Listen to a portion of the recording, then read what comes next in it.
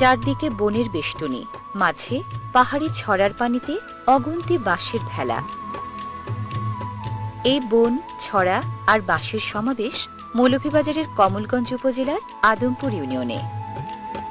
বাঁশের ভেলার বাঁশগুলো কাটা হয়েছে আদমপুর বনের বাঁশমহাল থেকে।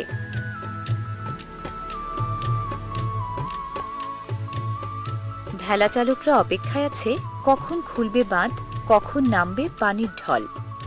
বনের ছড়ায় পানির গভীরতা কম, তাই চলার পথে বাঁধ দিয়ে পানি জমানো হয়েছে 6 দিন ধরে।